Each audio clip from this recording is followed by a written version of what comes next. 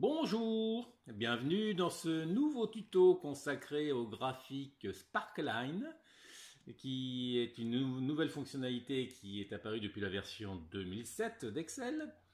Alors pour illustrer cette fonctionnalité, nous allons partir sur un document existant, voilà, qui s'appelle Plan stagiaire, que vous trouverez sur le lien que je vous indiquerai, que je vous indique là en superposition maintenant, que vous pouvez télécharger à votre convenance.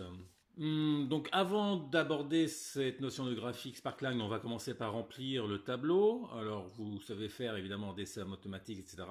Simplement la façon dont je veux procéder, c'est de remplir ce tableau le plus rapidement possible, avec des techniques qu'on ne pense pas forcément à utiliser. Alors il n'y a rien de particulier dans ce tableau, c'est un tableau qui a été précédemment saisi avec des mises en forme. Tout simplement. Alors là, il s'agit simplement de faire des sommes automatiques, donc des sous-totaux au niveau des différentes catégories, aussi bien verticalement que horizontalement, ou alors horizontalement que verticalement, selon la façon dont on voit les choses.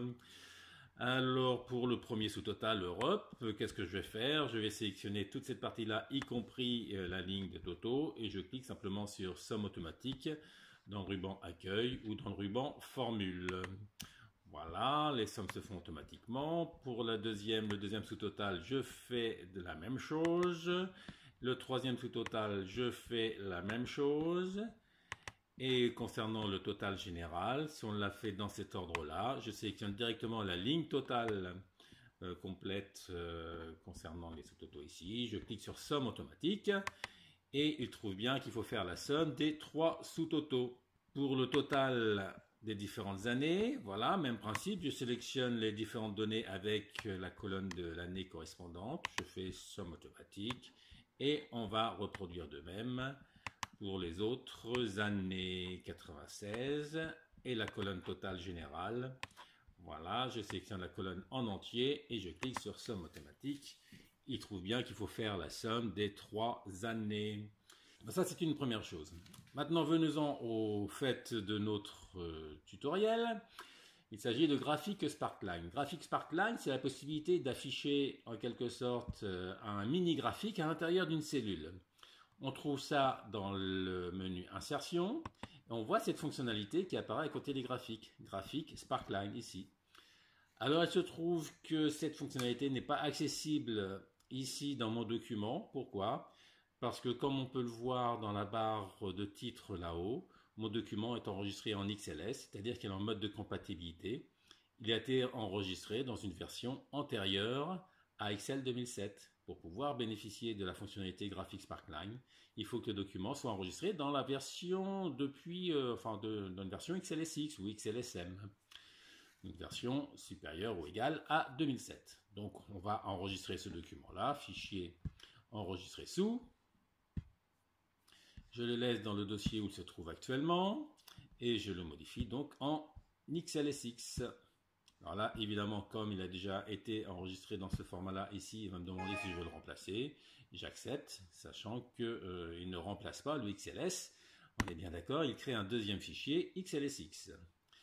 Donc voilà, je suis donc en XLSX, mais il est toujours en mode de compatibilité parce que lorsqu'on vient de modifier le type de fichier, pour pouvoir bénéficier de toutes les fonctionnalités de la version sur laquelle on se trouve 2007, 2010, 2013, etc., il faut refermer le fichier fermé, et le réouvrir.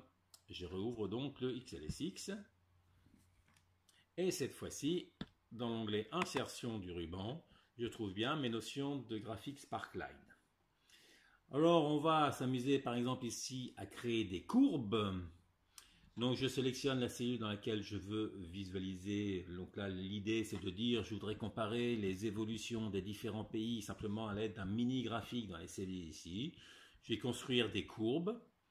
Alors la première idée ça pourrait être de dire ce qui m'intéresse c'est l'évolution uniquement des trimestres. Donc si je sélectionne avec la touche CTRL uniquement les différents trimestres, Excel va me refuser la sélection parce que pour faire un graphique Sparkline, on ne peut pas mettre des plages disjointes.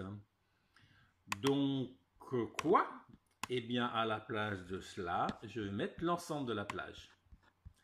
Alors évidemment, le fait de mettre l'ensemble de la plage, il nous ajoute les années globales à l'intérieur. Pour pouvoir visualiser le graphique comme on veut, dans ce cas-là, on est obligé de masquer les colonnes des années, voilà, pour supprimer du graphique les colonnes qui ne nous intéressent pas. Et à partir de là, simplement, pour visualiser les évolutions des autres catégories, il suffit de recopier ce graphique-là jusqu'en bas. On voit qu'il y a dans le ruban un onglet spécifique qui a été créé, Outils Sparkline. En quelque sorte, Excel considère qu'il s'agit d'un objet supplémentaire qui a été ajouté à notre document. Et là, donc, il suffit de fouiller un petit peu, voir ce que l'on peut faire. On peut changer d'avis par rapport au type de graphique. On peut faire ressortir le point haut, voilà, et le point bas. Donc là, il nous affiche le point haut et le point bas de la même couleur.